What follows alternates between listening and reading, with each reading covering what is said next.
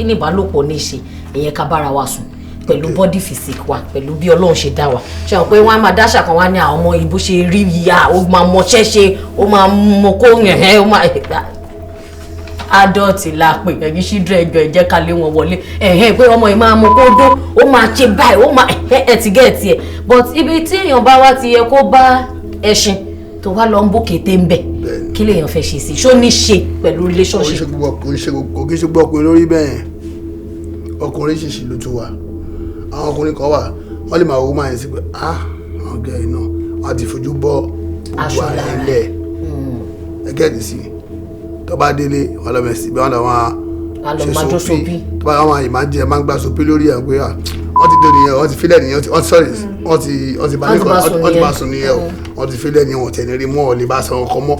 tọ́wọ́n ti ẹ̀ bá sọ̀rọ̀ gan rárá. ajé àwọn ọkùnrin kan wà bẹ́ẹ̀ bọ́ àwọn ọkùnrin kan tó wá wà ṣé jẹ́ bóyá wà ẹ́ tí wọn ò sí nǹkan tí wọn ò lè sọ fún tó máa fi gbogbo nǹkan lọ́ máa ṣe láti mọ̀ pé àwọn débẹ̀. láti mójú kúrò. tó bá wá débẹ̀ tó bá bá obìnrin yẹn sùn feelings ló matter tó bá bá sùn tó bá gbádùn ẹ̀ ọmọ yìí wà pa gan wọn náà wá ti mọ̀ pé ó láìkì ẹ̀ àwọn àjọ bẹ̀rẹ̀ àmà ìyàwó ọmọ èyí tó bá lówó lọ́wọ́ àmà fi ìfẹ́ máa tẹ̀ kó lè tún rí mi ṣe ni o tó bá wá sílẹ̀ kejì tó sílẹ̀ kẹta tó yìí ń dùn mọ́ ẹ̀ ó ti wọ̀. kí lẹ̀yin lérò wípé ọkùnrin máa ń wò lára yín. kò ju nǹkan méjì lọ ju ìdí mi lọ àwọn tó máa ń wò láti máa tó sí mi máa mú wọn máa fà wọn mọ́ra máa pè wọ́n ní dá mo ní àwọn olómi tó yẹ pé ó gbajúmọ̀ tí ó lè dá ẹni sùúrù ẹni sọ̀rọ̀ kan ẹ máa dáàdì. dáàdì náà ní ọ̀sán zone wọn. no bí ìsọ̀rọ̀ bẹ́ẹ̀ kan ni o dáàdì kan o ẹ máa ní dáàdì àwọn ọlọ́bìnrin. ẹ jẹ́ kí n sọ̀rọ̀ tán tí má ti lè ní ó ní olórin kan tó yẹ kó gbajúmọ̀ gan tó yẹ kó wọ́n ní dáàdì my daddy. wọ́n ní àfà má pè mí dáàdì o mo mọ ọmọ tí mo bí. straight wọn náà bẹ fún yín. wọ́n ní ọmọ náà ni mo jẹ́ mo kàn wú ni màá wá ju throwback picture mi fún ibi tí mo ti gbẹ́ ó ti yẹ bẹ́ẹ̀ wọ́n máa ní ọmọ yìí. wọ́n tó ó kí ẹ jẹ́ kí n bí ní tilẹ̀ tọ̀lọ̀ ká má parọ́ ká má jáde dáàdì mélòó lẹ ti lọ kí. ṣé mi lọ sí anywhere because recently. gbogbo àwọn singles mi pátápátá tó fi dé Amẹ́ríkà tó fi dé Australia gbogbo world pátápátá mo ti ní singles láyé yìí gbogbo pátápátá lọ́wọ́ responsible àwọn wèrè bẹ̀ àwọn ni máa ń ṣépè fún àwọn wèrè bẹ̀ lọ́ máa ń rí mi fín àwọn wèrè bẹ̀ lọ́ máa ń take me for granted àwọn tó kù tó bá ti jókòó bá àwọn fẹ́ nǹkan èèyàn òbí ní gbogbo singles tó wà lórí láìfù mi ẹni tó bá ń wá ìyàwó ọkùnrin tó bá ń wá ìyàwó máa bọ̀ lórí péjì mi tí bá ti fún call me bastard o sì gba lórí sex last. ṣé mi mo fi títóbi ọlọ́run àbá sí èsì mo sọ orí sí èsì mi fi rí àwọn èṣù ayélujára kọ̀ọ̀kan búra mo fi ọlọ́run búra pé ó ti lé ní 1.5 months mo tẹ̀lé gbọ́ ẹni tó kájọ gbé ó lè jẹ́ ìrísí. but ní relationship tẹ́ ẹ̀ bá ṣe relationship ẹ ní máa wá máa lọ tẹjọ́ ń gbádùn ara wa. ó lé ní àjọ bẹ́ẹ̀ náà àtijọ́ sọ because kò sí láwọn àǹtí. ìgbòho wà báyìí.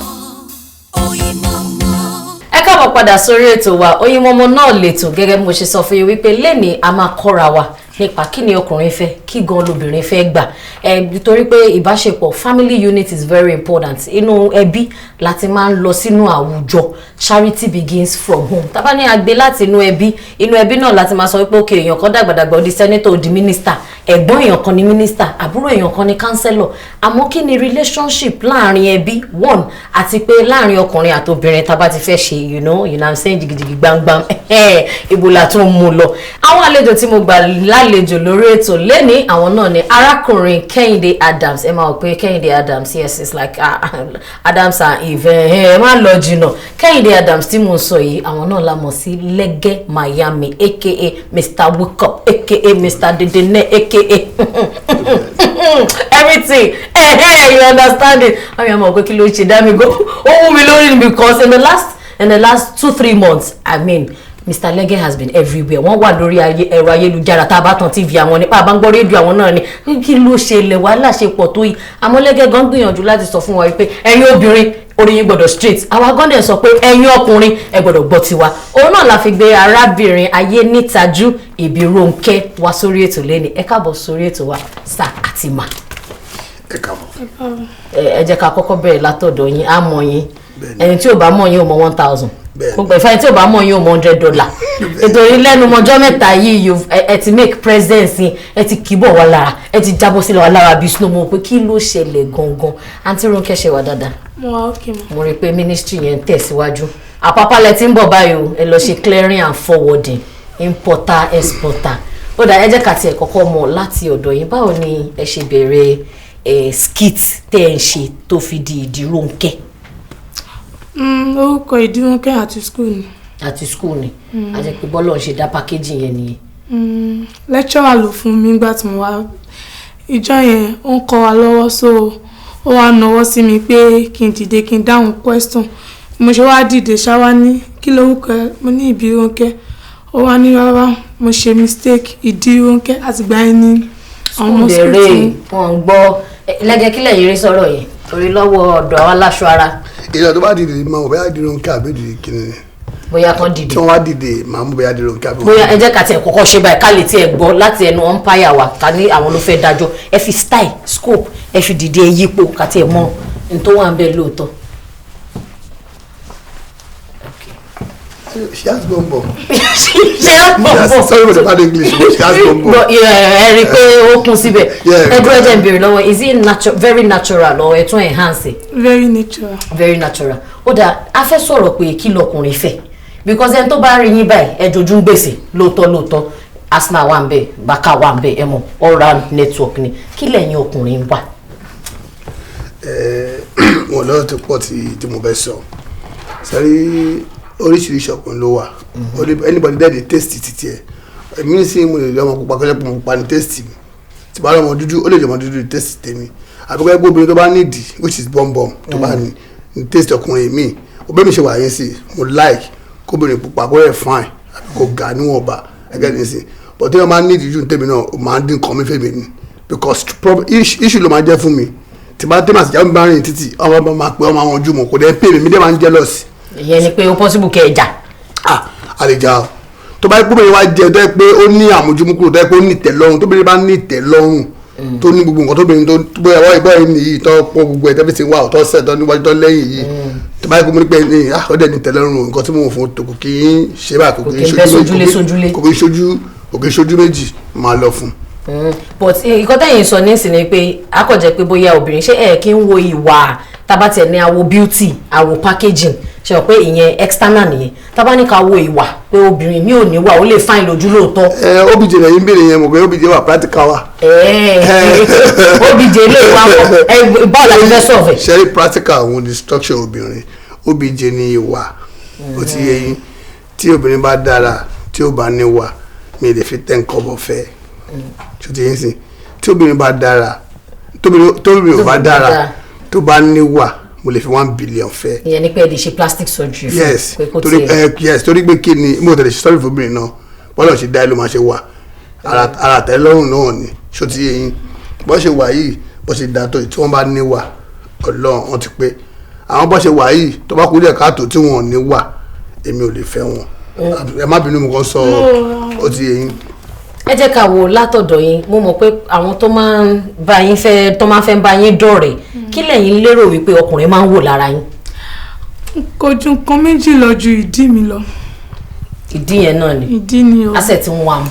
ìdí ni o. so tó máa bá yín wọn kì í ẹ má bínú ẹ jẹ́ kí n béèrè pé láti gbà tẹ́ ti ń fẹ́ ọkùnrin wọn á ti tó bíi mélòó tẹ́ bá sọ pé date àwọn tẹ́ ti fẹ́.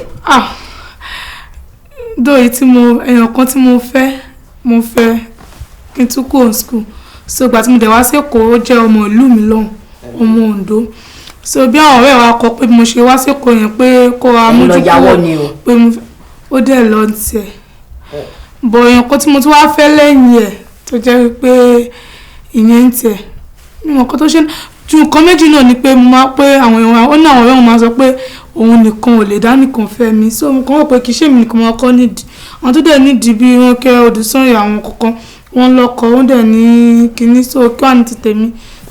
but ṣe kò kí affecting ẹ kì í feel negative bákan pé ah. ara o. ṣé wọ́n lè dá sọ̀rọ̀. ẹ dá sí. ṣé bí boyfriend tẹ sọ yẹn táwọn ọ̀rẹ́ ẹ̀ sọ fún pé wọ́n nìkan kọ́ ló ń jọmọ yìí ṣé ìwà tẹ́yìn wù níwájú ẹ̀ bí wà máa ń mátà gbà mí. exactly. tí o bá níwà lọ́dọ̀ ọkùnrin kò sí nǹkan tọ́rọ̀ ẹ lè sọ fún un. but tá a bá ń sọ pé ìwà náà ọkùnrin mi naturally wọn ò ní ṣe o but wọn ò tún ní fẹ́ kẹ́ tó fẹ́ ṣe wọn ò tún ní jẹ́ kó ṣe. mo ń bọ̀ ń bẹ́ẹ̀ ní sọ. ok. tí wọ́n bá wùwà dáadáa tó bá wùwà dáadáa níwájú ọkùnrin tó kọ́ máa gbé kí ẹ̀rẹ́ máa sọ pé lẹ́gẹ́ àwọn yìí àwọn ọmọ yìí yóò pé ìrọ̀ gbàgbèsè gbàgbé ẹni ó mọ oúnjẹ ènìyàn ọmọ rà rí ní gbàgbé torí pé kí ni mo mọ ìyàwó mi wà irúwà tó máa bá mi ti tẹ̀sẹ̀ láyé mo yẹ gbà àmọ́ tó bá ti ń pobìnrin tí ó bí kọ́ bọ̀rọ̀ tó ti ń pobìnrin tó ń fi fọ́ọ̀sì do not disturb àti ní issue. issue tí ó yá ẹ response yẹn. nǹkan tí mo fẹ́ sọ ní pé. mo ń bọ̀ ẹ má bẹ̀rẹ̀ ó lè dìjà bí o tí tó bá fi sí do not disturb ó dípẹ́ ní iṣẹ́ tó bá ń ṣe tó bá jẹ́ báńkà nìyẹn 8 to 4 tó bá ò ń ṣe lọ́wọ́ ni mi kò ní ẹ̀tọ́ láti pè anytime tó ń ṣe lọ́wọ́ anything 5.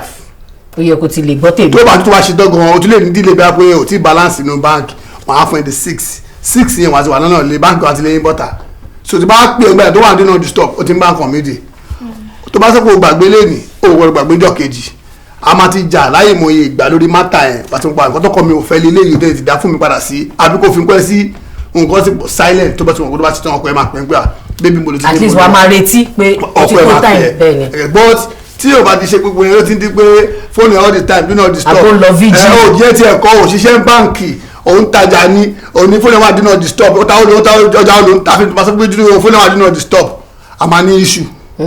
tàbá ní issue yẹn tí wọ́n bá pé o ṣe ọ̀bẹ pé kò rí bẹ́ẹ̀ ni pé o ṣe tó àkóso gbogbo obìnrin náà ló máa ń wà fún sáàfì lọ́sẹ̀ máa ń fún dání káàkiri. tí n bá rí ok mo pe ìyàwó mi kò píkì ẹ̀jẹ̀ ní dé ṣọ́ọ̀bù ẹ̀ tí n bá débẹ̀ tí n máa rí tí wọ́n kó ti di wèrè. ó ti dèṣù nìyẹn. ó gbẹ́jẹ́ ẹ̀ ní sùúrù kò ní sáré dèṣù àwọn gbogbo ọmọ ẹ̀wọ̀n là ń dẹ́ẹ̀dì tó ti yẹyin bó tó wá ń ṣíde tó ń ṣe tọ́lẹ̀ pé mi lẹ́gbẹ̀ẹ́ gbàgbà àwọn ẹlẹ́gbẹ̀ẹ́ máa pè mí pé àwọn ọmọ ìsà ni mo ní jẹ̀tà sẹ̀ ọjọ́ gidi ọjọ́ gètè wọ́n àti ní nǹkan mi ṣé mo ní bàpò. ẹlẹ́tọ̀ àti bàpò. wọ́n bàpò tó máa ń gọ́ọ̀bù ṣé kò jọ bẹ́ẹ̀. ó ti jọ gàtẹ́ kò jọ gàtẹ́. ṣé mo ní pẹ́ bí. wọ́n bá sọ́lẹ̀ mi tọ́lẹ̀ mi ṣé bá gbọ́ sáà níjà. ó ti di parí nìyẹn. àti nẹ́sẹ̀ fún ẹ̀yìn yẹn. àmọ́ tabaníkà wò pẹ̀lú ọ̀rọ̀ tẹ̀sán ok tabaníkà wo báńkà bóyá nurse bóyá doctor bọ̀ ṣé wàá lójú profession tọkùnrin gan fẹ́ máa fẹ́ torí àwọn ọkùnrin kan á ní àláìláì mi lè fẹ́ báńkà àwọn kan á ní láìláì mi irú èmi ń sìn I think for the past 13 years tí mo ti ṣe broadcasting permanent silence ni fóònù mi ń gbé ọkọ mi mọ̀ mi gbogbo àwọn tí mo ti fẹ́ mọ̀ mi dáàdi mi gan mọ̀ mi kò sẹ́ni tó lè change ẹ̀ it's like a part of me so irú yẹn wá ń kọ́. kò sí obìnrin tí iṣẹ́ tó bìnrin tí mo lè fẹ́. ok. àná máa prove rẹ fún mi pé ò rí bẹ́ẹ̀ ní sẹ́ tó bá ti prove rẹ fún mi pé bẹ́ẹ̀ mi ṣe rí lélẹ́ mi ṣé wà báyìí sẹ́ kò sóbìnrin tí mo lè fẹ́ obìnrin máa sọ fún ọkùnrin pé òun má ṣe lògùn má mọ̀ tó wà obìnrin bá da tí ọkùnrin bá ṣe àṣejù tó bá lọ kó tó oṣù mẹ́fà ọkùnrin máa regret pé ọmọ yóò lè ṣe nǹkan kan mo fara mi ọmọ àdó bẹ́ẹ̀. ok àǹtí Ronke jẹ́ kí n gbọ́ látọ̀dọ̀ yìí. lẹ́yìn tí mo ní ṣáà ni wípé number 1 ó bá yẹ pé tó owó ni mo lè sọ pé àgbà tí mo ti ń fẹ́ mi ò kí ń bí owó lọ́wọ́ ẹ̀. ẹ̀yin ò ń gbá bílì. ìgbà kan iṣẹ́ tí mò ń ṣe mò ń tọ́jà mo dẹ̀ máa ń ṣe skiti so owó tiẹ̀ òun gan lè sọ pé bí a mo gba 10,000 mo kàn ń sọ àbí ìgbà mi tó wà pé ṣé ò ní ìdòwò ni mánà tó bá fún mi màá gbà ni ló máa fi fún mi lówó àní kejì ni wípé bí ọ̀rọ̀ pé èèyàn ṣe ṣìnà ẹ̀ tí n bá lọ síbi iṣẹ́ àwọn ọ̀rẹ́ mi gan tó ń bá rí kí n máa pé mi ò pa àwọn ọ̀rẹ́ mi mo sọ pé kí ló dé ó máa pè mí fídíò kọ tí má fẹ́ sùn lóru 2 o'clock mi gbọ́dọ̀ gbé fídíò kọ ẹ̀ ṣé ń gbọ́. 2 o'clock pé ẹ tiẹ̀ ti ń sùn. mo ti ń sùn kí n fi gbogbo yàrá yẹn hàn ó pẹ́ nìkan tó tẹ́ pé n bá lọ sí location mi tẹ́ pé ibi tí mo wà yìí mi lè lodge pé àwọn ọ̀rẹ́ mi lodge tó ń dẹ̀ jọkùnrin máa sọ fún wọn wípé ọmọ tí wọ́n kàn fẹ́ lodge mi láyọ̀tọ̀ pé kí n bá yín sùn yẹn mo lè gbé mú. kẹ bá bá wọn sùn kọ kẹjọ sùn like kájọ sùn sí yàrá ẹ jẹ́ ká là ẹ ti get ẹ because ẹ̀yin náà ní charisma àti iṣẹ́ ẹ understand. pé kí n bá yín sùn sí mi wọn ní kí ló dé ṣe ọmọ ní bàbá because wọn ò mọ̀ kan tó ń ṣe mí. mo lè gbé mọ́tò kí n lọ sí ibilé ẹni tí mo bá mọ̀ tí mo bá fẹ́ lọ ó ṣàtijọ́bìnrin ṣáà ni. ìyẹn ni problem ex boyfriend ti. gbogbo àlẹ́ lọ́sọ̀ tó bá pè é sí gbogbo àlẹ́ máa ń léyàn lára níbẹ̀. ṣé mi bójú abẹ́òkúta tí n bá tilẹ̀ mú lọ́ọ̀jẹ̀ mi nìkan obìnrin nìkan màá lọ́ọ̀jẹ̀ á dẹ̀ pè mí gbà mí gan tí má fẹ́ wọ́n ènìyàn mo lè gbé bí dúvé pé èèyàn kan á rí i pé kò sẹ́ni bọ́ọ̀dì ìyẹn ni kíní. àmọ́ nínú ṣe mọ̀ pé expert ní Lege nínú relationship at least wọ́n ti bá àwọn èèyàn ṣe papọ̀ wọ́n dẹ̀ máa gbọ́ feedback àwọn èèyàn máa sọ nǹkan tó ń ṣẹlẹ̀ fún nínú gbogbo structure àwa obìnrin kí ni ààyè ìbálòpọ̀ what is the position of sex in a woman's structure does it also invite men ṣáwọn ọkùnrin máa wò pé body ṣe mọ̀ díwé ẹ̀yin ọkùnrin máa ń dúró pé ara yìí kí a máa tó wà níbẹ̀ àwọn kan ti ní BP ṣẹ́ẹ̀tì get àti àwọn kan palpitate báyìí wọ́n ṣe gbìm àti ìwé gbọ́dọ̀ dìde lẹ́ẹ̀mẹ́ta bí ẹlòmíì lè dàkú understand so kí ni ìbáṣepọ̀ sex nínú body. ìyàwó pé yóò bá dáhùn ṣe ìyàwó ẹdí fi English kún. kó lè yé wa. English ẹ̀mí ò gbé ìgbò.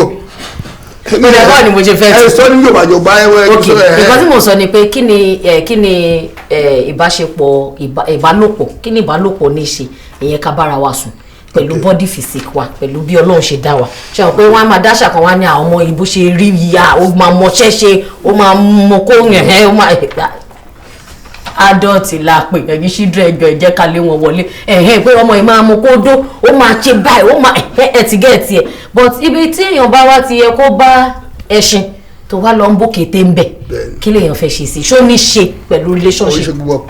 kò kí ṣe gbọ́ ọkùnrin lórí bẹ́ẹ̀ ọkùnrin ṣìṣì ló tún wà àwọn ọkùnrin kan wà wọ́n lè máa wo máa yẹn sí pé ọ̀gá yìí náà wọ́n ti fojú bọ́ gbogbo ara ẹ̀ lẹ̀ ẹgẹ́ ìdí sí tó bá délé wọ́n lọ mẹ́sì bí wọ́n lọ máa ṣe sopi tó bá wọ́n máa jẹ́ máa ń gba sopi lórí ẹ̀ pé wọ́n ti dé nìyẹn wọ́n ti fílẹ̀ nìyẹn wọ́n ti bá sùn nìyẹn wọ́n ti fílẹ̀ nìyẹn wọ́n tẹ̀ ní rí mọ́ ọ̀ lè bá sọ̀rọ̀ kan mọ́. tọ́wọ́n tiẹ̀ bá sọ̀rọ̀ gan rárá. ajé àwọn ọkùnrin kan wà bẹ́ẹ̀ bọ́ àwọn ọkùnrin kan tó wà ṣé jẹ́ pé wà ẹ́ tí wọn ò sí nǹkan tí wọn ò lè sọ fún tó máa fi gbogbo nǹkan ló máa ṣe láti mọ̀ pé àwọn débẹ̀. láti mójú kúrò. tó bá wá débẹ̀ tó bá bá obìnrin yẹn sùn feelings ló matter tó bá bá sùn tó bá gbádùn ẹ̀ ọmọ yìí wà pa gan wọn náà wá ti mọ̀ pé ó láìkì ẹ̀ a máa jọ bẹ̀rẹ̀ a máa yàwó ọmọ èyí tó bá lówó lọ́wọ́ a máa fi ìfẹ́ máa tẹ̀ kó lè tún rí mi ṣe ni o tó bá wá sílẹ̀ kejì tó sílẹ̀ kẹtọ́ tó yìí ń dùn mọ́ ẹ̀ ó ti wọ̀ o ti ń lọ́ọ̀fù bọ̀ ní o ti jẹ́ bákan sọ́kò ti lọ. gbogbo nǹkan lè gbà lọ́wọ́ orí ọkùnrin bẹ́ẹ̀ so àwọn ọkùnrin kan dẹ̀ wà wọn kò fẹ́ dé bẹ́ẹ̀ ni tó bá yẹ ti dé bẹ́ẹ̀ ó dùn àwọn ti dé bẹ́ẹ̀ wọn lọ tí wọ́n ti fẹ́ lọ ṣe mí nìyẹn straight. ẹ̀yin èyí wọn lórí ètò Oyinmomo àti èyí tó dùn àti èyí tí ò dùn Oyinmomo náà sì lè tò ẹ máa bá wa ká lọ.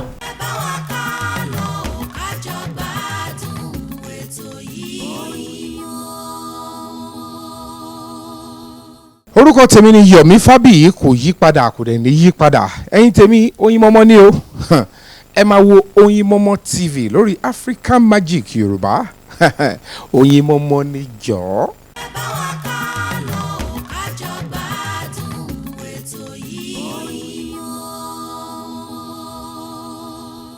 ẹ káàbọ̀ padà sórí ètò wa Oyinmomo ṣì ń tẹ̀síwájú gẹ́gẹ́ bí mo ṣe sọ nígbà tá a bẹ̀rẹ̀ mo ní ọ̀rọ̀ ìbáṣepọ̀ ọkùnrin àti obìnrin relationship òun la fẹ́ gbọ́ lẹ́nì àwọn kan á ní friends with benefit pé ok wọ́n mú wá kémi náà mú wá obìnrin mọ̀ pé owó lòun fẹ́ gbà ọkùnrin náà mọ̀ pé tìbí náà lòun fẹ́ gbà ẹ tún wọn máa parọ́ fúnra yẹn máa pàdé ní itri kí ni bá ṣe pọ̀ itri àti pé ẹ fẹ́ di dandan ṣẹ́dá wọn pé obìnrin mi àwọn pé no just be my friend kọjọ́ rẹ mi jẹ́ ká kọ́ máa bára wa dọ́rẹ̀ wà á gbowó lọ́wọ́ ẹ̀ lẹ́ẹ̀kínní a ṣe transfer lẹ́ẹ̀kejì ara àrùn lẹ́ẹ̀kẹta wà á tún sì máa fi sí friend zoning ibẹ̀ lọkùnrin míì ti máa yarí pé kí gangan lẹ́ ń ṣe gan náà kí là ń ṣe irú àlejò wa lẹ́gẹ̀ẹ́sì tí wọ́n jẹ́ gbajúgbajà nínú Hookup wọ́n ti mọ bí bísínẹ́sì yìí ṣe ń lọ àmọ́ lẹ́gẹ̀gàn ò lè sọ pé bóyá ìfẹ́ wà nínú pé ká ṣe Hookup ṣámá tiẹ̀ ń pàdé ìfẹ́ nínú Hookup torí Hookup láti. olóòtú ẹni sọ̀rọ̀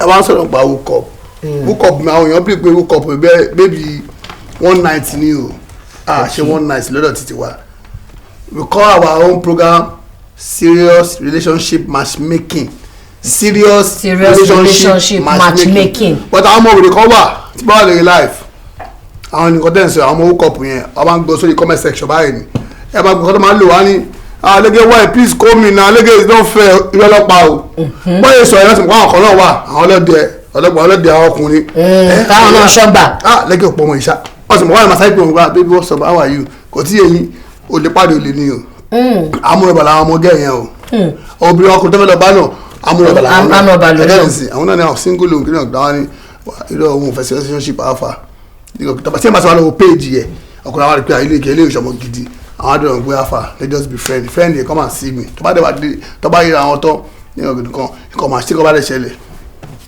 àfún kan tó bá fún àwọn kan style máa ń lò àwọn abẹ́ ṣe wọ́n bá ti gbé big boy ní wọn ní sọ́dọ̀ pé àwọn kan wà big girl ní wọn ní bí ní pé wọ́n ní bẹ́ẹ̀ wọ́n máa lè gbé mọ́tò wa ọ̀tún gbé mọ́tò wa á dé wọn ní bèrè owó gbà wọn ní bèrè kankan bá ti ní ẹ̀kọ́ wọn sí wọn ní where is the place can I have the address bá ti text wọn I'm front of your gate méjì ló wà come and pay for the Uber okay come and pay for the only way wọ́n ti set pé tó bá ti lọ àwọn aṣọ wọ́n tún tẹ̀lé wọlé wọ́n fẹ́ rí ẹ tán come and pay for the Uber oh okay how much is it àti bá a sọ fún gbàngbó 10,000 tó bá sì lè sọ pé 10,000 kẹ ilé tàbí àbá o ti wọ́n wọlé ó lè máa láhùn àbí kọ́ pé kò tún rí bẹ́ẹ̀ ni wọ́n tún wọ́n yàn tó bá sọ àti máa kí n ṣe padà ara mi ló máa ti gba 10 yìí àwọn tó ṣe tán tó bá ti sanwó Uber àti wọlé àti wò bóyá kò tí ì bìnrin kan tí wọ́n á jẹ calm down now why you rushing no you are just killing me I'm not rushing ẹ̀rọ lọ o ti ń di gíláàsì ó tún lọ síwájú you are just killing me baby I like you she be say you wan date hey it don't matter you just be no stop take it stop you're hurting me again listen tó bá ti wá di gíláàsì àwọn obìnrin ni wọ́n gbọ̀ngàn àfún tó bá ti wá fún báyìí àwọn ni òun ti lọ tó bá ti wá ń lọ nǹkan tí ọkùnrin yẹn bá fún ló máa fi mọ̀ bóyá olówó bóyá olówó àbí kò lówó tó bá fún lẹ́ẹ̀kan yẹn tó bá gbọ́ báyìí jẹ́ fine boy wọ́n lè pe àbáyé yẹn fine then fílẹ̀ èyí fún mi ní 50,000 big boy ṣì ní màá yé màá wọ́n yìí lè ṣe kọ́ tó ju bẹ́ẹ̀ lọ bóyá tó bá gbádùn màmú tó bá gbádùn mi. ibi owó yẹn lèyàn ti mọ̀ tó bá ti lọ tó bá bọ̀ yóò bá pẹ́ lálẹ́ yẹn tó bá pè ní dọ̀kejì àgọ́ ní ibi kulè kò ní lọ́bẹ̀ mọ́ àwọn tó bá pè ní dọ̀kejì tó pè ní dọ̀kejì ó gbádùn mi nìyẹn yàrá ni àwọn lè ní iṣu pé ọmọ mi kan ní kéré kan ara mọ́ mi yà àgbọ̀nádé wọn ṣe ń dùn gbọ́n bẹ́ẹ̀ ṣe operation fún wọn ṣé mo lè rí kan lọ́wọ́ ẹ̀ yẹ tí wọ́n bá tẹ́ àbí wọ́n tẹ̀sẹ̀ kò sí ọkọ lọ́wọ́ àbí mọ́tò mi break down àbí kò sí lọ́wọ́ ẹ̀ kò lè lọ mọ́ àwọn tí wọ́n bá ti lè tẹ̀ fún báyìí kò máa dúró pa. wọ́n tún máa lo remote bọ̀ àwọn ọkùnrin míì tí ó pé wọ́n bá lè rí pátá wọ́n máa kúnlẹ̀ wọ́n máa sunkún báyìí ni pé ẹ̀jọ̀ I love you wọ́n máa sunkún wọ́n máa kúnlẹ̀ ẹ ti rí yẹn rí mélòó ọkùnrin wọ́n máa kúnlẹ̀ báyìí wọ́n máa ké ni pé baby I love you lóòótọ́ ni mo nífẹ̀ẹ́ gbọ́ àwọn obìnrin tó ní làákàyè mi máa pé bàbá yìí ti kúnlẹ̀ lóòótọ́ máa nífẹ̀ẹ́ mi lóòótọ́ máa ṣe kinní kan. ṣọ́ra fọ́bìnrin o. no ṣọ́ra fọ́kùnrin nílé. ok sorry ọkùnrin. ṣọ́ra fọ́kùnrin wọ́n fẹ́ gba ẹni o nítorí lẹ́gẹ̀sán kankan wọ́n ní tó bá lọ péèjì èèyàn tó bá wò irú bẹ́ẹ̀ ṣe wà yìí naturally téèyàn bá lọ péèjì yín tó bá kọ̀ wo péèjì pé. ẹ má bínú fẹ́ sọ̀rọ̀ lẹ́yìn ó yá mo gbọ́ yìí. irú èmi mo ṣe máa ń gbòdì ní láì tó mọ̀ pé tí ìbá gbòdì yẹn wọn ò ní wò gbà mí báyìí tí n bá dúró tí n bá sọ mo lè má ní. bóyá kẹ dúró kàṣẹ ká. tí n bá dúró báyìí pé ok mi ìtẹ̀fẹ́ but tí n bá ti lè ṣe báyìí mo lè ní bíi 10,000 views but n bá dúró báyìí pé mo kàn dúró mo lè má ní ju 1,000 àbí 2,000 dọ́kọ̀ mo ti rí pé nǹkan táwọn èèyàn fẹ́ rí. aṣojú tó bá responsible kílẹ̀ yìí wá lórí social media gangan náà. ṣé mi ẹ̀yìn náà gbàtẹ́ pé mo lọ school mo jáde no mind mi kàn fi ń cash cruise ní kó tó di gbàtẹ́ pé àwọn èèyàn dẹ̀ pé àwọn kẹ́ o àwọn láìkẹ́ mo dẹ̀ continue tí mo dẹ̀ bẹ̀rẹ̀ sí ní. ẹ bá mi lọ olóòtú mi. ọkùnrin wa ń kọ́ ọkùnrin tó bá láìkẹ́ ṣìnà náà ló máa wá. ẹni sùúrù olóòtú ló máa wá sórí péèjì ẹgbẹ́ gba ọkùnrin tó wà lórí péèjì yín. èmi sọ pé ọgbọ́n obìnrin ọkùnrin ò gbọ́n. sí ìhò làwa. àgbàmọ́. àmọ́ ọmọ bẹ́ẹ̀ àwọn tó dùn ṣọmọ bí àti mọ̀ láàrin mi àti ẹ má parọ́ àgbáyé ti bẹ̀rẹ̀ ṣékì ọ̀bọ̀ mọ̀ ṣékì ọ̀bọ̀ mọ̀ tẹ́lẹ̀ ṣe ṣọ́ọ̀kùnrin wọn ní díẹ̀ mi àbí wọn ní díẹ̀ mu yín. wọ́n pọ̀ tó wọn ní díẹ̀ mi lè ká tó mi. ẹni sùúrù ẹ má parọ́ agbára lẹ́yìn dà o ẹ má parọ́ o ẹgbẹ́ wà ní tẹlifíṣàn bẹ́ẹ̀ kọ́ wọ́n. ó yé mi ẹ sọ ọmọ mọ́ ń gbọ́. mélòó lẹ́yìn ti fún nọ́mbà.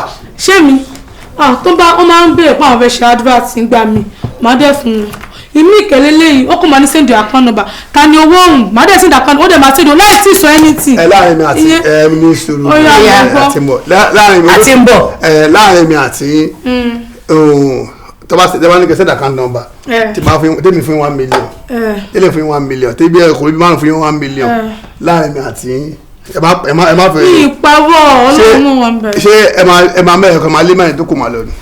bí kò yé mi pé kí n. tí ẹ bàbá yẹn gbọ́dọ̀ yẹn àwọn social media lẹ́wọ̀ ẹ lè ní 50,000 views. nínú àwọn 50,000 èkéyàn 1,000 wá wọlé wá pé fún mi lákàá nọ́mbà ẹ̀ káwọn 1,000 ẹ̀ dẹ̀ fún yín lówó ṣé máa wá lé wọn pé. nínú 1,000 ẹ máa mú 1 million kan pé ẹyin tó kù ẹ máa lọ àbí.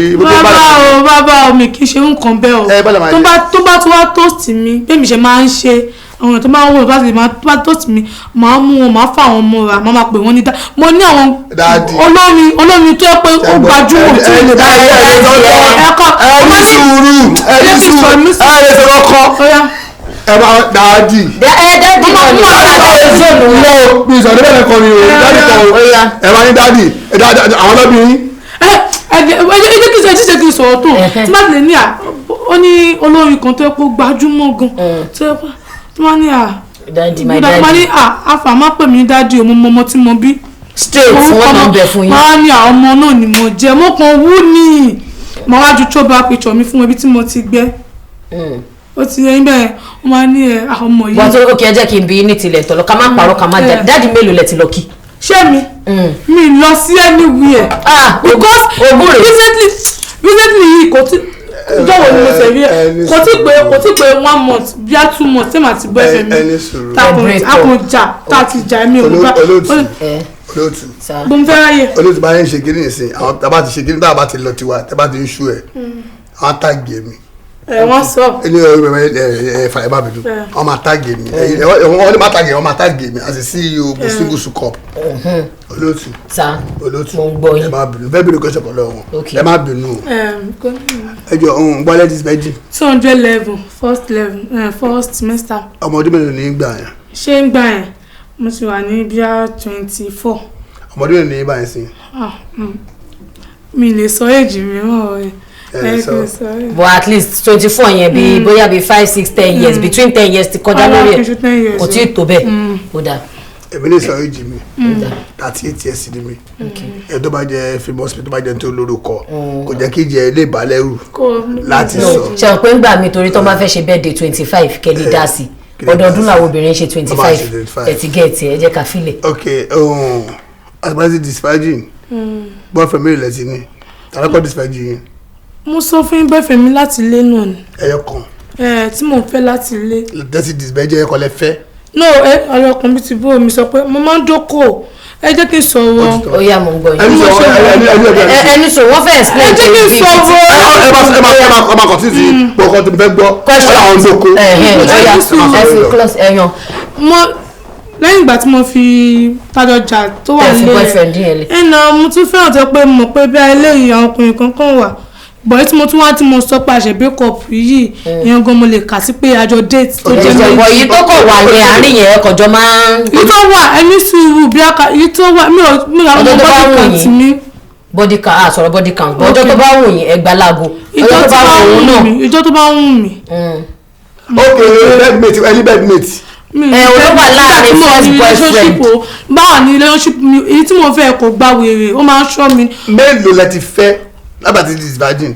mo sọ ní fífẹ́ gidi. pé mo fẹ́ ọ̀bọ tí. mélòó wá fọlọ́ fún wa mélòó. mo fẹ́ láti kí á pé ìkan tó tún wá jẹ́ pé a tún fẹ́ a tó tún ṣe bí káyọ̀ pé gbẹ̀ mẹ́ta ṣá.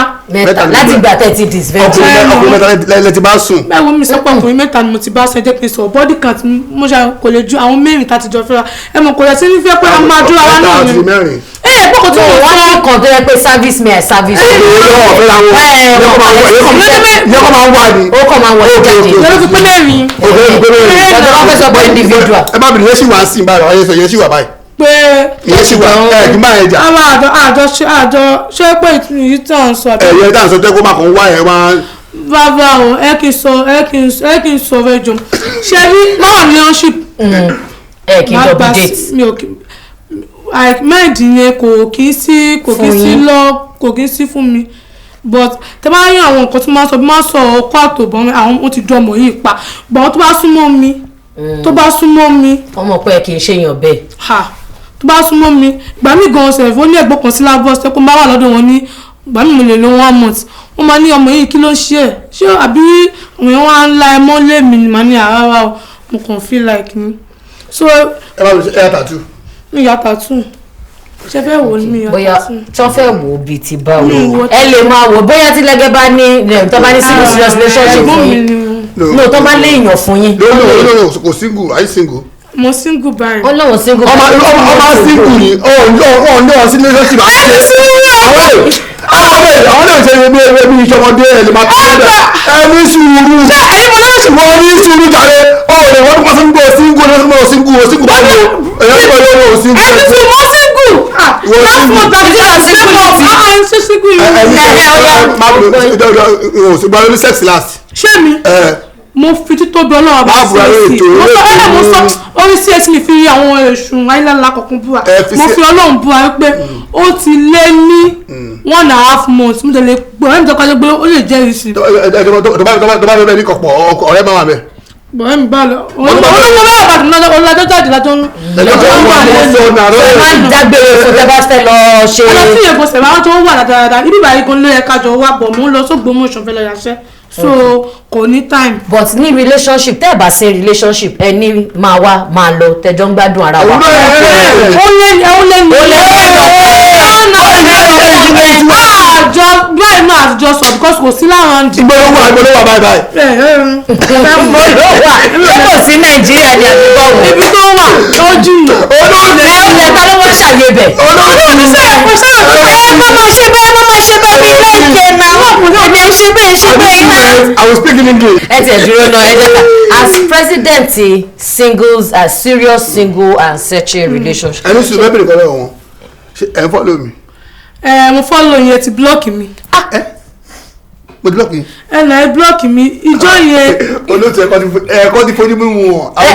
kí ló dé tẹ block wọn. kí lè ṣe mo block. ok o ẹni sùúrù ẹ̀yà ara lé ẹ mọ̀ ní tí máa fi block yàn lórí kíní mi àwọn ọmọ yẹn ni máa ń block.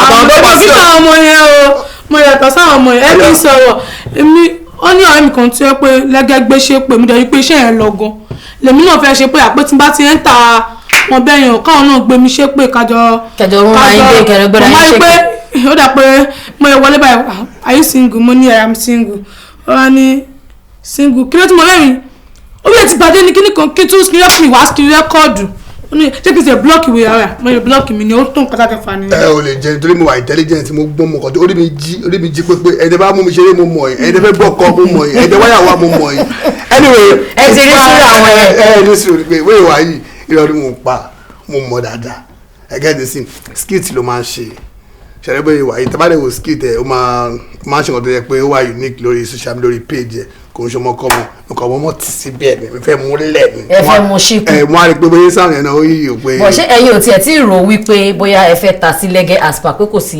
bọ̀bọ̀ ń sìn pé bóyá káwọn náà bá yín wáyàn kan then nínú gbogbo àwọn boys yín ṣe máa léyàn tó tiẹ̀ láìkì bọ́n ṣe wà yìí. Anyway, any single guy out there and this Ibadi around Ibadi whatever Idironke if you know you're interested you like her you can just tag me or she just Lege I like this girl say Lege please call me. ọlọ́run mi ò fọ́kọ Lege má bí ní ẹjọ́ mi ò fẹ́ mi ò wá. kílẹ̀ fẹ́ máa fọ́ mi. ìwọ ọkọ social media mi ò fẹ́ gbogbo wọn máa ṣọ́. ẹdúró náà ṣáà fún yín lówó rí lórí social media. ó pọ̀ gan ẹni sọ ẹni sọ ìgbàlọ́wọ́ pé ọmọ yóò rọkọ ọmọ kó tún wá sí láìfù lẹ́gbẹ̀ẹ́. ìgbà tó wá sí láìfù mi ọjọ́ ìgbàdúrà ọdún ẹ̀mọ̀ ìbúra sí. wọ́n pọ̀. ètò ìyá sọ fún mi. ẹ̀yin ẹ̀yàn wa lórí ètò Oyinmomo kí lọkùnrin fẹ́ kí lobìnrin gan wà bẹ́ẹ̀ ni ó láti sọ látẹ̀kọ́ mo lérò wípé ẹ̀yin baby girls náà tẹ̀ ń lọ DM Lege tẹ̀ ń lórí láìfù Lege àti mọ̀ nǹkan tẹ̀ ń wá so èmi gan máa ṣọ́ Lege látẹ̀ní ìlọ́mọdé máa ṣọ́ yín lára Lege torí mo ti mọ̀ pé tẹ́ bá ti débẹ̀ Lege ti ní bí òun ṣe owó lọ́wọ́ wá pé wọ́n á ríyàn kan bí méjì. irọ́ o gbogbo àwọn singles mi pátápátá tó fi dé Amẹ́ríkà tó fi dé Australia gbogbo world pátápátá mo ti ní singles láyé yìí gbogbo pátápátá lọ́wọ́ responsible àwọn wèrè bẹ̀ àwọn ni máa ń ṣépè fún àwọn wèrè bẹ̀ lọ́ máa ń rí mi fín àwọn wèrè bẹ̀ lọ́ máa ń take me for granted àwọn tó kù tó bá ti jókòó bá àwọn fẹ́ nǹkan èèyàn bí gbogbo singles tó wà lórí láìfù mi ẹni tó bá ń wá ìyàwó ọkùnrin tó bá ń wá ìyàwó máa bọ̀ lórí péjì mi tí bá ti fún call me bastard. ok ó dàbí pé mo rí i pé nínú ìkànnì àwọn followers yín ẹ ti matchmake àwọn kan tó ti ṣe wedding. mélòó mi lè ká mọ́. kí lẹ rí. wọ́n pọ̀ mọ́ ìdàdà. tán tó yẹ pé péjì lẹ́gẹ̀ ẹ̀dẹ̀ lẹ́ẹ̀fẹ̀. ṣẹ́gbọ́n mọ́ mi ni. ẹ̀dẹ̀ lẹ́ẹ̀fẹ̀. ṣẹ́gbọ́n bá mi lọ. tó bá yẹ pé last bus stop lélẹ̀ nǹkan lẹ́gẹ̀ fúnra wọn kọ́ wọn wò yín pé bóyá. ẹ jọ ẹ wọ bẹ́ẹ̀ kí n mẹ́ni lọ síbẹ̀. kí ló ṣẹlẹ̀ kí ló ṣe mí. kò sọ. ẹsẹ̀ mi rọ handicap ni mí. ẹ kì í ṣe handicap. mi ò gba mi ìlú. ẹ ti níyàwó ni woman ẹ̀ ń try mo gbé. wàhálà mi pọ̀ mi. mi ò sọ bẹ́ẹ̀ o. ẹ lọ ẹ jẹ́ ká mọ̀. mo kọ́ sọ pé. so ẹ lè kọ́tẹ́ sọ ni pé ẹ lè fẹ́ ru lẹ́gẹ̀. mo lè wá nù. ó lè má lè fẹ́ obìnrin tó bá da obìnrin tó bá ti da tó bá wá nǹkan mi ò lè fà wá kọ́tà á máa mú ẹ. ẹ bọ̀ wọn lè fẹ́ mi ẹ ọmọ wèrè ẹ lè fẹ́ mi ẹ mọ̀ pé ẹ lè lọ ní ti pọ̀ jù. ok ẹ jẹ́ kí n fi àsìkò yìí dúpẹ́ lọ́wọ́ yín pé ẹ ṣeun àti ẹ̀dúpẹ́ mo mọ̀ wípé iṣẹ́ yín á túbọ̀ máa lọ síwájú àti Idironke púpọ̀ náà àwọn èèyàn tó bá ti rí wa bóyá iṣẹ́ tá à ń ṣe wọ́n máa fi ń tètè jọ́ọ̀jì wa pé ọmọ yẹn bó ṣe ti ṣe gbogbo kàkà yẹn oníranù ni lẹ́gẹ́ náà dé àfáàn pé kò ṣe gbogbo àwọn ọmọ bóyá tó bá ń gbọ̀ndín lórí Instagram tẹ́ pé ìyẹn lọ́ fi mí èkó wọn kò ṣe gbogbo wọn lóníranù which I know so ẹ̀yin èèyàn wa ẹ̀jọ́ tẹ́ bá rẹ́ni tó ń ṣe nǹkan they are professional strippers àwọn professional dancers wà àwọn professional hookup escort wọ́n wà lóòótọ́ tó yẹ pé lọ business ni nothing extra attached ṣe ti gẹ́tẹ̀ àmọ́ láti iléeṣẹ́ AK Media wọ́n ní kò ní dá kakọ̀ wá rojọ́ kakọ̀ wá sọ̀rọ̀ ẹni tán gbéyàwó bọ̀ wá bọ̀ ń garùn wọ́n ní kakọ̀ fi nǹkan kékeré kakọ̀ fi po ata ní kitchen ntẹ́nu oúnjẹ náà ni àtẹ̀yìn àti dìrẹ́ mọ̀ pé tí àwọn baby girls náà bá wá kí yín the next is that where is your kitchen show me your kitchen tó bá ti lọ show me your kitchen lẹ́gẹ́ kí ló fẹ́ ṣẹlẹ̀ yẹn. ó lè gba tí ó lè wo tèmi. ó yá ẹgbẹ́ tí yín nù. lẹ́gẹ́ tá a bá ti ń gbọ́ show me your kitchen kí ni ìtumọ̀ tóbìnrin bá bọ̀ yìí. ó lẹ́wà. the same ni mo ń béèrè lọ́wọ́ yìí mo ní tí àwọn obìnrin bá ti lọ sílé ọkùnrin tẹ́ bá ti ń gbọ́ show me your kitchen where is the way to your kitchen kí ló ń bá bọ̀. obìnrin tó dà obìnrin tó ń wọ́kọ̀ nìyẹn. obìnrin tó ń wọ́kọ̀ nìyẹn. kò ń ṣe pé nǹkan tó fẹ́ fi nǹkan sí nǹkan. èèyàn kan àwọn obìnrin kan wà tó yẹ pé àwọn ọmọ yẹn lágbọ́n lọ́gbọ́n obìnrin yẹn máa rí ọkọ ẹ̀yin obìnrin tẹ̀sán wípé so gentugẹ ò da irọ́ ṣé láwọn tó ń ṣe wèrè wọ́n ní age tó bá ti wọ 40 years wọn níbi tó ń lọ wọ́n máa hang ṣẹwárẹ̀ yìí tí ẹ farabalẹ̀ ń sìn yẹn tẹ́ ń jọ́dẹ̀ fáwọn ọkùnrin yẹn tó ń lò yín yẹn lágbọ́dọ̀ lọ́hùn tó máa fi dìgbà tí ẹ máa fi ní kábàámọ̀ tó máa fi di èjì tó ẹ pọ̀ máa ní obìnrin ní bímọ mọ́ ẹ máa rọ́kọ̀ tí yín fẹ́ lágbọ́dọ̀ lọ́hùn àwọn tó ń ṣe wèrè yẹn ó di 40 years ọlọ́run maximum mú fún wọn di 40 years ọmọ regret. bus stop nìyẹn. yọ̀wọ̀ ni wọ́n nílé àti tó máa gbọ́ olóṣèwọ̀ ní rimọ́ olóṣèwọ̀ ní lọ́mọ́ gbogbo ní lọ́mọ́. ọkọ̀ takú. àmẹ́yìn tẹ calm táwọn ọkùnrin ẹ máa rí ti yẹn olóríire èèyàn. àmì o. tó bá ń tẹ̀ pé àwọn aṣẹ́wó kan máa ń rí ẹ̀kan àwọn ọlọ́mọ alọ́kọ̀ jù ó bí wọ́n padà dá lẹ́rú ni wèrè ni ẹ́ mo mú ẹ dáadáa. àti oge wọ́n ṣàdúrà ẹ̀yìn ṣàdúrà ṣẹlẹ̀ wọ́kọ̀. mi sọ pé mi ò wọ́kọ̀ bọ̀. anyway iléeṣẹ́ yóò ní olérè lẹ́ o. àmín. Oyinmomo àti máa wò ti pẹ́ mo dúpẹ́ pé ìbínú jẹ́ kan náà àwọn olóṣèré àwọn olórí ìtàgé àti àwọn influencer Instagram let me say the way I can speak my English my people correct me when they watch this one and Instagram influencer sorry for the bad English and God bless you this company and God bless me myself my colleagues on the social media amen blah blah blah blah so God bless you thank you very much yeah. mo mọ̀ pé a máa pàdé lórí Instagram bóyá ẹgbẹ́ kínní lẹ̀ ẹ̀ tẹ̀ fún lẹ́gẹ́ ká tẹ̀ wo bóyá tí lẹ́gẹ́ bá ti rí ròyìn gbòòrò ṣó tẹ̀ lè kó jẹ ṣó lè gbọ́n mu jẹ ṣó tẹ̀ lè ẹ̀ dìde ẹ̀ mọ̀ ọjọ́. no I do like. Then mama will like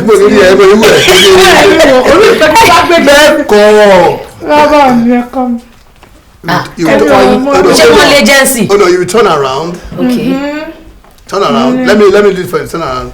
Wow, are you for it? Don't shake it too much. Why are you doing that? Come on. Sorry. Come closer. Yeah, turn around. Yeah, sit down. we good to go. ẹ̀yin ẹ̀yin olórí ètò Oyinmomo àníríjò báyìí lọ wọ́n ní kò dùn kó pọ̀ ṣókí náà báyìí òun lọ bí oge àti rí ọ̀rọ̀ ẹ̀ ní bá ṣe ti sọ pé kí lọkùnrin fẹ́ kí lobìnrin gan wá àmọ́ ní gbogbo nǹkan tí a bá ń ṣe ẹ jẹ́ ká gbìyànjú láti ṣe kíni láti ní ìbáṣepọ̀ tó dáa tó dánmọ́rán láàrin ọkùnrin obìnrin láàrin ọ̀rẹ́ láàrin ojúlùmọ̀ àti bẹ́ẹ̀ bẹ́ẹ̀ lọ orúkọ tèmi ò yí padà Olúwadámilọ́lá Ọmọbanirẹ́ káfíńrẹ́ pàdé nígbà mìíràn ó dìgbà.